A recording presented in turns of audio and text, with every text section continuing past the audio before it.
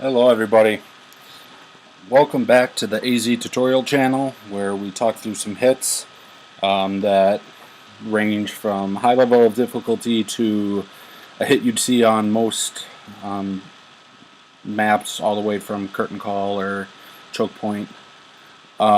This is a map you'll see all over, however it is considered, this one particular to be considered a highly difficult map. Many people have a problem with this shock over here, so we'll talk about that a little bit. But as you can see from the left kill zone, which would be just to the left of the sniper tower at about 7:30, using the core clock, would be 1, 2, 3, 4. You gotta shock these MGs, guys. 5, 6, 7 shocks, which obviously isn't doable. And the health on this core was either 2.2 or 2.4. Not letting me click on the building health statue right now, so I'll show you that in a second. So because the health was so high, we needed a high damage account. Fortunately, there are cheap smokes, even though only used 5 smokes in this one. Meant to use 6. Always important to calculate out your GBE, know what you got. I was planning on using our artillery just to clear these mines here, just because I don't like to risk that. But then I knew I wouldn't have had enough to execute my plan, so I had to risk it.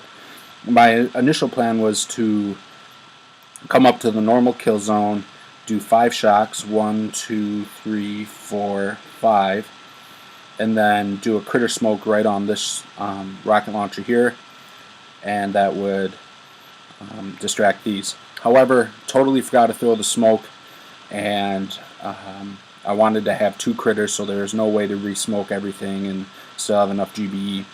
So the plan that I actually did, while a little bit more difficult, actually had a little leftover GBE. So we'll go ahead and start this one. Oh yeah, one last thing. The shock for these 5 weapons is, you see the line that connects this shock launcher and this rocket launcher. You kind of want it to be pretty close to the edge of this on that line, if that makes sense. So pretty close to the left edge of this shock launcher on that line right there. So going ahead and doing a flared landing. Wasn't super happy with my landing, to be honest, because I did lose delay on this one rocket launcher. I always like to do an initial flare, a grouping flare here. Should have been just a tad lower on the beach. And it's always annoying when you get to your kill zone and you lost delay on something like that, and then you overlap smokes at the end. So I was planning on 6 smokes, like I said, a critter smoke right up here.